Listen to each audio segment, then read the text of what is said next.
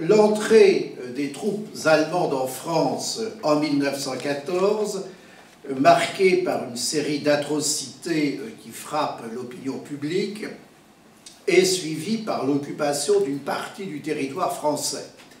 Donc on a une occupation d'une durée assez variable.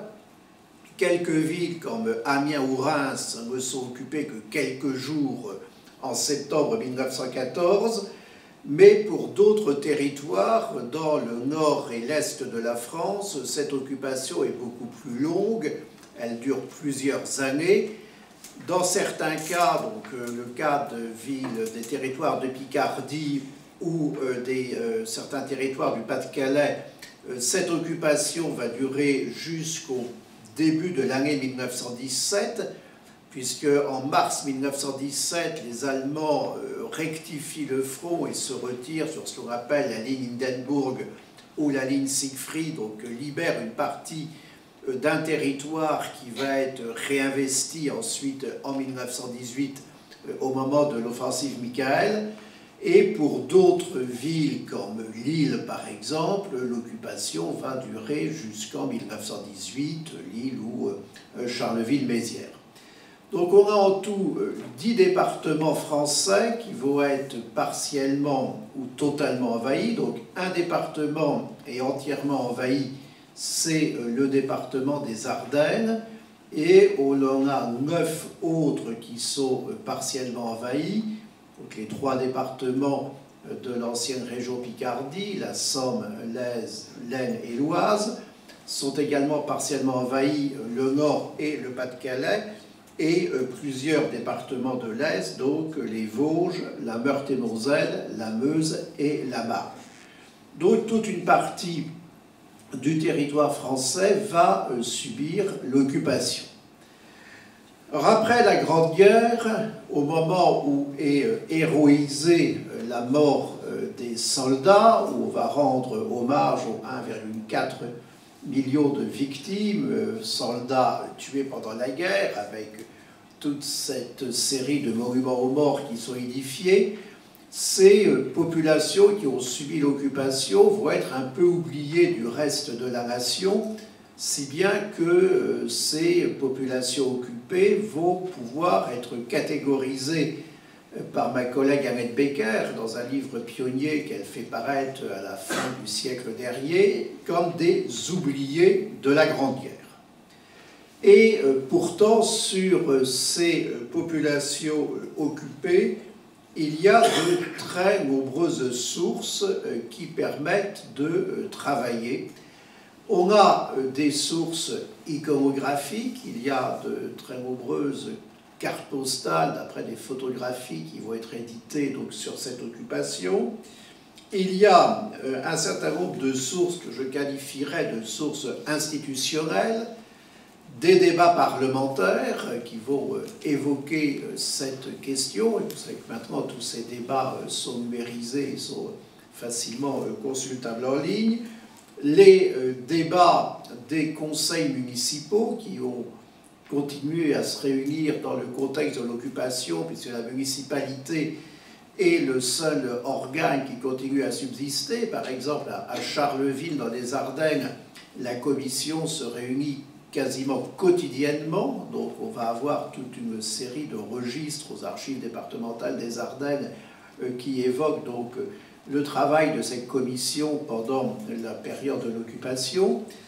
Et on a une autre source que j'appelle aussi une source institutionnelle, puisqu'elle relève du ministère de l'Intérieur, qui sont les interrogatoires de rapatriés.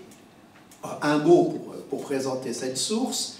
Donc les rapatriés, ce sont ces populations qui ont subi l'occupation que les Allemands autorisent à rentrer en France par convoi, donc à l'issue d'un itinéraire qui les fait passer par l'Allemagne et par la Suisse, pour arriver en Haute-Savoie, puisqu'ils sont accueillis d'abord à Annemasse, puis à Évian. Et comme on redoute qu'il y ait des sortes d'espions qui se mêlent à eux, il va y avoir donc un service du ministère de l'Intérieur qui va interroger ces rapatriés quand ils arrivent en Haute-Savoie. Et donc, à partir de ces interrogatoires, le commissaire spécial, donc, qui est en poste de Haute-Savoie, va faire des rapports sur la situation en zone occupée. Et on a donc, qui est maintenant conservé aux archives départementales de Haute-Savoie à Annecy, tout un fonds qui va donc évoquer cette vie dans la France occupée.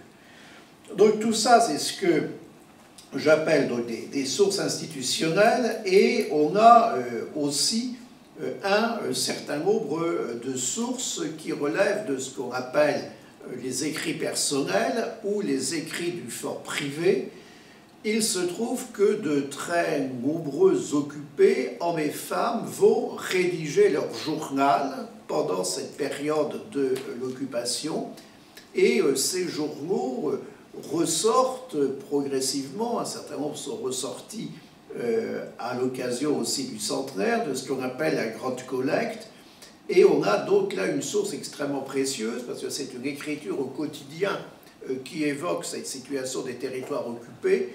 Et j'ai suscité la publication d'un certain nombre d'entre eux qui concernent soit les Vosges avec le journal que je citerai de Clémence Martin-Froment de Lubin, qui concerne l'Aisne avec le journal d'Eugénie Deruel de Saint-Richaumont, qui concerne la Somme avec le journal d'Henriette Thiessé de Ham, et il y en a bien d'autres. Alain Becker a aussi suscité la publication d'un certain nombre de ces journaux. Et puis, on peut mentionner avec aussi une dernière source, qui sont les sources littéraires. On a un certain nombre de romans qui vont évoquer, publiés dans l'entre-deux-guerres, qui vont évoquer la situation de la France occupée. Par ordre de parution, le premier, c'est un roman de Roland d'Orgelès, l'auteur des Croix de bois, donc le roman qui évoque l'occupation, également la reconstruction. Il s'appelle Le Réveil des morts, il est paru en 1923, et par un certain nombre de retours en arrière, il va évoquer cette France occupée. Le roman sans doute le plus complet, le plus célèbre sur l'occupation, qui a d'ailleurs été très longtemps la principale source des historiens qui, dans les années 70 ou 80, évoquaient rapidement cette question, c'est le roman de Maxence van der Merch, Invasion 14, qui est paru en 1935 et qui évoque le Nord occupé. Et puis, on a un roman de l'auteur aussi roman d'espionnage Pierre Nord, qui s'appelle Terre d'angoisse, paru en 1937, là qui va davantage évoquer les réseaux de résistance qui vont se développer dans les territoires occupés. Donc, comme vous le voyez, l'historien a de quoi faire pour traiter de cette question de l'occupation. Et donc, je vais essayer aujourd'hui, rapidement, de construire mon exposé en deux temps. D'abord, étudier les formes de la domination allemande et ses conséquences sur la vie quotidienne des occupés. Et puis, dans un deuxième temps, si le déroulé me laisse loisir, d'essayer de mettre en valeur la complexité des relations entre occupants et occupés, qui est une question essentielle, même si elle impacte un peu moins la philanthropie. Donc je vais plutôt m'appesantir sur la première partie. Donc la première partie donc, sur la domination allemande et ses conséquences sur la vie quotidienne des occupés. Donc ce qui faut d'abord souligner, c'est que le territoire occupé est assez nettement coupé du reste de la France. Le front représente une véritable frontière et il est compliqué de connaître la situation de part et d'autre du front, avec l'impossibilité, par exemple, de correspondre librement de la France libre à la France occupée. C'est par des biais détournés que les occupés arrivent à avoir des nouvelles, ce qui implique en particulier que les populations occupées sont sans nouvelles, le plus souvent des soldats qui ont été mobilisés et qui sont partis au front, et que, à contrario, quand les permissions seront autorisées aux soldats, ceux originaires des territoires occupés, à la différence de ceux originaires d'autres régions, ne peuvent pas rentrer chez eux. Donc on a là une vraie coupure entre le territoire occupé et le territoire laissé libre, malgré donc des dispositifs comme la correspondance avec les prisonniers de guerre en Allemagne qui permet parfois d'avoir des nouvelles. Donc dans ce contexte, les populations ont le sentiment que leur territoire est germanisé. J'ai un débat avec mon collègue Gerd Krummeich qui n'apprécie pas cette notion de germanisation à propos du territoire occupé, mais je lui explique que j'entends par germanisation non pas une volonté d'annexion de l'ensemble de ces territoires par l'Allemagne, mais le sentiment que culturellement, les populations occupées ont le sentiment de vivre dans un territoire devenu allemand, et d'ailleurs un certain nombre l'écrivent. Donc ce qui permet effectivement d'avoir le sentiment de cette germanisation, c'est l'importance des troupes qui cantonnent dans ces territoires occupés. Il y a des maisons, enfin les officiers vont habiter chez les particuliers, vont habiter dans des maisons. On voit dans ces différents témoignages le sentiment de viol de l'espace domestique que ressentent les occupés, tellement nombreux sont les militaires allemands qui vont aller dans les maisons individuelles. Autre indice de cette germanisation, le mot des rues et des bâtiments est modifié. Par exemple, à Vouziers, dans les Ardennes, on voit apparaître des rues appelées Koblenzer-Straße, Essenstraße, Wilhelmstraße, qui remplacent donc le nom de ville allemande. L'heure allemande est imposée. Des portraits de l'empereur sont accrochés dans les écoles. Le buste de Guillaume II est substitué au buste de la République, par exemple à la mairie de Laon. Des monuments qui rappelaient le patriotisme des Français au cours de la guerre 70-71 sont détruits. Par exemple, à Laon, le monument de 3 instituteurs qui avaient été fusillés par les Prussiens. Et, à contrario, sont édifiés des monuments allemands, comme le monument de la gloire de Bismarck, inauguré à Rethel en 1915. Pour montrer la puissance militaire allemande, des parades sont organisées dans les villes. On a aussi la célébration des fêtes allemandes en territoire occupé, par exemple au mois de janvier, la fête de l'empereur. Et les visites officielles sont l'occasion de grandes parades militaires. Par ailleurs, il y a une censure de la presse. La propagande allemande passe par la suppression de la presse française, que ce soit la presse nationale ou la presse locale. Et on a la parution d'un journal qui s'appelle la Gazette des Ardennes, qui est un journal en français, mais publié sous le contrôle de l'autorité allemande, qui va être très critique à l'égard du gouvernement français, mais surtout extrêmement hostile à l'Angleterre et à la Russie, et qui va essayer de convaincre les populations occupées de l'intérêt de travailler avec les Allemands. Autre caractéristique de cette occupation, la multiplicité des défenses. Défense évidemment de posséder des armes, mais également défense d'aider les prisonniers de guerre alliés, bien qu'ils soient exhibés dans les rues des villes afin de démoraliser les habitants.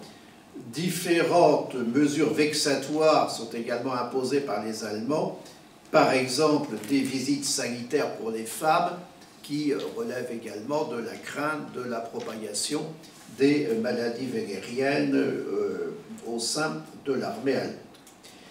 Mais surtout, ce qui nous intéresse pour le sujet, c'est que les Allemands souhaitent prélever sur le territoire occupé le maximum de ressources à la fois pour entretenir l'armée allemande et pour envoyer un certain nombre de ressources en Allemagne qui va subir de plus en plus au fil de la guerre les conséquences du blocus.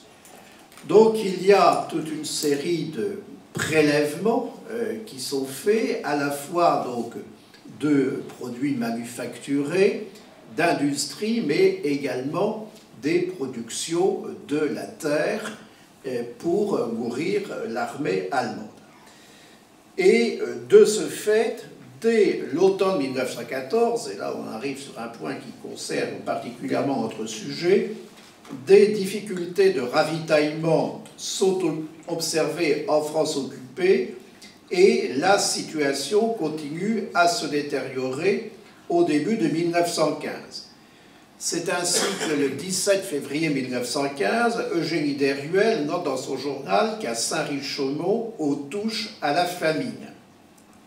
Le 25 avril 1915, la diariste vosgienne Clémence Martin-Froment souligne « Les denrées telles que le sel, avoine, foin, porc, tout a été réquisitionné, c'est à manger qu'il vous faut. » Donc l'hiver 1914-1915 est un hiver de pénurie, pénurie de produits alimentaires, mais aussi pénurie de combustible et de produits d'éclairage.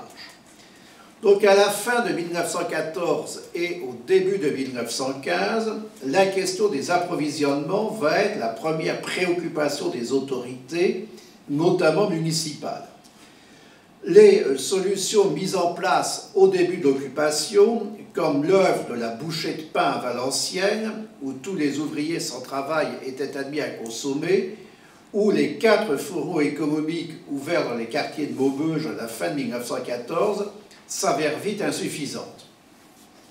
Donc les autorités locales cherchent alors l'appui des pays neutres, et d'abord de la Suisse, qui aurait reçu 700 demandes adressées par des communes françaises, demandes d'ailleurs très largement suscitées aussi par les Allemands.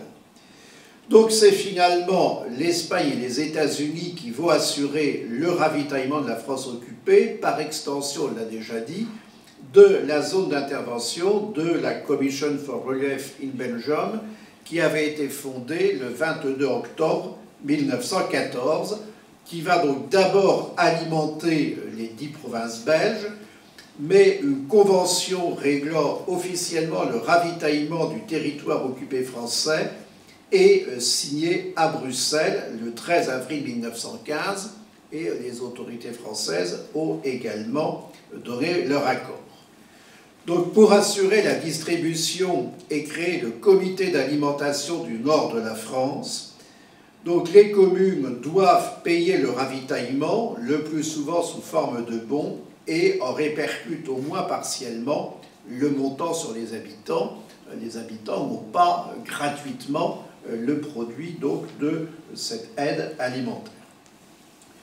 Donc c'est au printemps 1915 que les produits arrivent. Le premier bateau de blé parvient à Valenciennes le 10 avril 1915. À Lille, le ravitaillement de la population en pain fabriqué avec de la farine du comité d'alimentation du nord de la France commence à fonctionner le 5 mai, puis arrive en juin des légumes secs, et plus de 2000 communes réparties en 8 districts, renfermant une population d'environ 2 millions d'habitants, profitent de son intervention. Donc l'aide apportée par ce ravitaillement hispano-américain, qui va devenir, après l'entrée en guerre des États-Unis en 1917, le ravitaillement hispano-néerlandais, est considérable. On estime, dans un livre justement publié par la dotation Carnegie en 1928, le livre de Paul Collinet et Paul Stahl qui s'appelle « Le ravitaillement de la France occupée », que le total des denrées fournies par ce moyen à la France occupée a représenté plus d'1 million de tonnes, dont la valeur a été chiffrée à 947 millions de francs or. Donc cette institution du comité américain soulage la population occupée. L'opinion prévaut que sans lui, la population de la France occupée serait morte de faim, et donc les diaristes en soulignent les bienfaits. On pourrait faire un article sur la vision du comité américain dans ses journaux du fort privé. Par exemple, Clémence Martin-Froment, à Lubin, se félicite de cette nouvelle situation le 10 décembre 1915, en écrivant « Il est venu aux civils de toutes ces contrées un chargement assez considérable d'Amérique, tels que graisse, sel, café, pâtes alimentaires, farine, enfin avec, au prix modéré que l'on nous fournit ces marchandises, nous ne mourrons pas de faim, puisque jusqu'à présent, l'on ne vous a pas encore pris de pommes de terre que nous avions rencontrées cet automne. » Mais donc ce ravitaillement est payant et absorbe une partie du numéraire encore disponible. Elle écrit le 4 mars 1916. Des provisions d'Amérique nous sont arrivées, comme tous les mois d'ailleurs, mais elles ont subi une hausse, je ne dirais pas considérable, néanmoins assez forte pour la pauvre bourse que toute la population possède en l'avant pour quelques soldes. Donc ces produits livrés, soit des succès d'année, soit des produits nouveaux, des concerts, si bien qu'on voit dans un journal qui s'appelle le Bulletin de Lille, qui est publié donc par la municipalité de Lille, également sous l'égide de la population allemande, des recettes indiquant aux habitants comment accommoder les produits distribués. Et de plus, les produits fournis par le comité ne suffisent pas à satisfaire les besoins. Des habitants essaient alors d'obtenir de la nourriture par l'intermédiaire des soldats allemands, en dépit des interdictions édictées par l'armée d'occupation. Et on a aussi là une solution qui est révélatrice de liens qui ont pu se créer avec l'occupant. Toutefois, donc, cette fourniture d'aliments par des soldats allemands devient de plus en plus difficile au cours de la guerre, le ravitaillement des soldats allemands étant de plus en plus médiocre.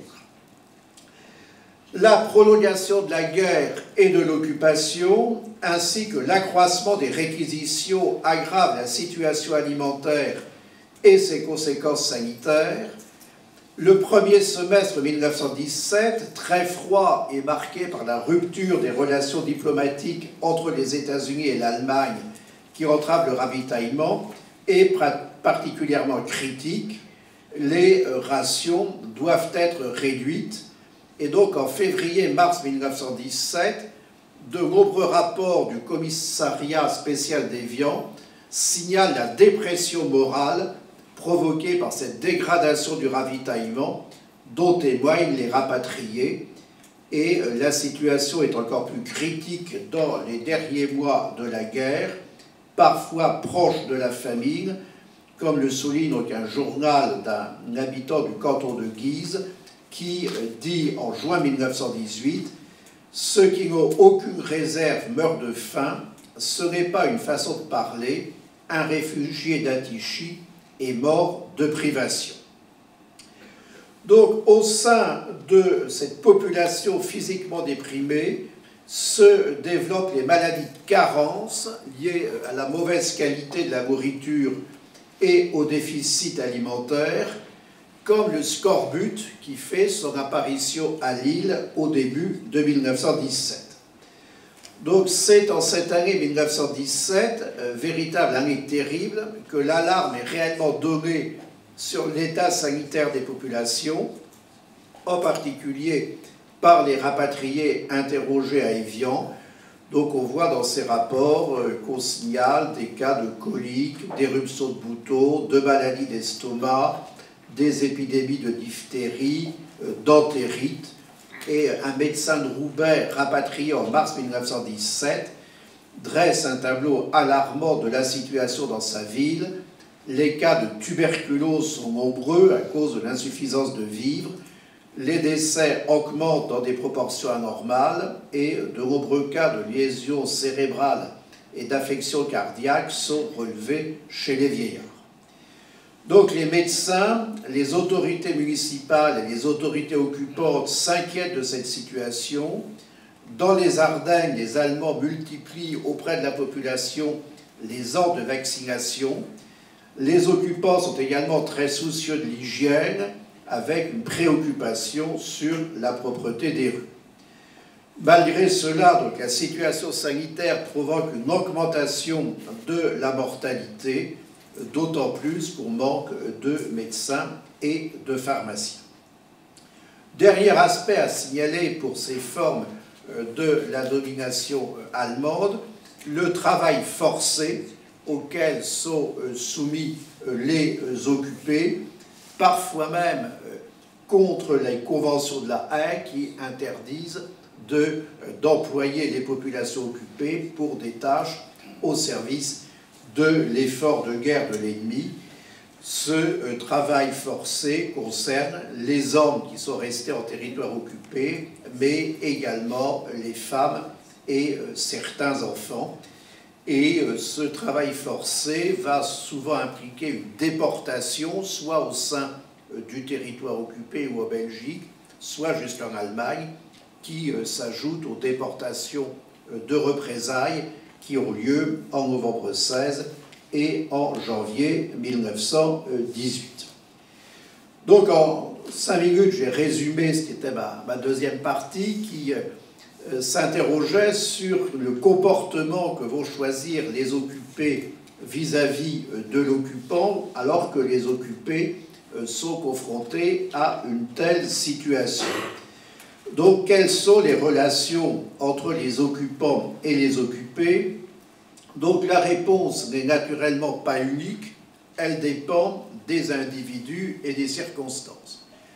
Donc, pour aller très vite, on a des cas tranchés. Donc, ces cas tranchés, c'est d'une part des formes de collaboration avec l'occupant. Des occupés se mettent au service de l'occupant, par exemple pour dénoncer d'autres Français qui ont caché de l'or alors qu'il y avait des perquisitions.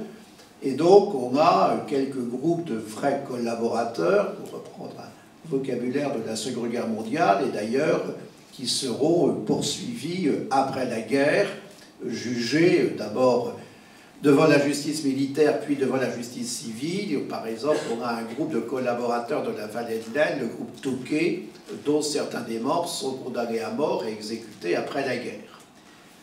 Autre cas tranché, des cas de réseaux de résistance qui se constituent. Ces réseaux de résistance vont à la fois donc, faire du renseignement, en particulier au profit des Anglais, et aussi aider des soldats français ou anglais qui étaient restés en territoire occupé derrière les lignes en 1914 à passer la frontière, et notamment la frontière qui sépare la Belgique des Pays-Bas qui sont neutres. Et on a donc un certain nombre de réseaux qui sont souvent des réseaux féminins, comme le réseau de la Dame Blanche qui est actif en Belgique, et on a quelques grands noms qui sont restés, comme Louise de Bettigny, par exemple, qui est à la tête d'un réseau qui va faire du renseignement au profit des Anglais, ou des femmes qui vont participer au réseau dirigé par Édith Cavell, des femmes comme Louise Cullier ou la princesse de Croix. Donc les civils des départements français occupés entre 1914 et 1918 ont connu une expérience particulièrement violente. La guerre vécue par les habitants du Nord et de l'Est n'est pas celle qu'ont vécu le reste des Français qui n'ont pas subi l'occupation. Les angoisses et les difficultés matérielles qu'ont connues les habitants de la France occupée ne peuvent pas être comparées avec celles des Français libres. Isolés, en absence de nouvelles, ils subissent privation alimentaire, travail forcé, interdictions multiples, condamnation, déportation. Les conditions de vie qu'ils subissent sont éprouvantes physiquement et moralement. À leur propos, Annette Becker a pu parler de vie déconstruite. Le député Albert Lebrun le rappelle à ses collègues de la Chambre des députés le 12 janvier 1917. Ils ont connu pendant de longs mois, 2 ans et demi maintenant, les plus grandes souffrances, et au point de vue physique et au point de vue moral, destruction ou souillure du foyer qui les abritait depuis toujours, présence insupportable d'un ennemi qui, même quand il veut se faire aimable et sentimental, ce qui lui arrive quelquefois inspire quand même l'aversion, privation de nourriture, dissociation de la famille. L'extrême dureté de leur existence pousse certains d'entre eux qui la jugent insupportable à des gestes extrêmes. On relève un certain nombre de cas de suicide dans les témoignages de populations occupées. Dans ces régions, donc, l'occupation subie pendant la Grande Guerre est infiniment plus dure que celle de la Seconde Guerre mondiale. L'homme de lettres Marc Blancpain, dans un ouvrage qui mêle souvenirs personnels et recherches historiques, estimait en 1980, pour avoir vécu donc, et avoir connu des gens qui l'ont vécu, que du mois d'août 14 au mois de novembre 1918, le pays occupé fut mis systématiquement en coupe réglée. Ceux qui ont connu après 1940 que la seconde occupation, fût-ce même en zone interdite, ne peuvent se représenter l'âpreté, la rapacité et l'extraordinaire minutie des pillages, des réquisitions, des perquisitions, des amendes collectives et personnelles, des contributions de guerre et des manipulations monétaires malhonnêtes qui ont été pendant plus de 4 années le long des territoires et des populations gouvernées par l'armée impériale allemande. Ces populations ont le sentiment d'avoir fait preuve d'un grand patriotisme, comme le montre le nombre relativement faible procès après la guerre, même si on observe de façon marginale de l'accommodement des relations amoureuses ou quelques cas de collaboration, et la suspicion après la guerre contre ces populations est donc d'autant plus insupportable alors qu'elles ont l'impression de ne pas être la priorité du gouvernement. Donc on observe un certain repli de ces populations sur elles-mêmes dans le contexte de la reconstruction, et un Illois écrit en janvier 1919 dans une lettre encore visée par le contrôle postal: « Si cela continue, nous allons nous soulever et demander que tous les départements envahis forment un État neutre, car nous ne sommes plus des Français. »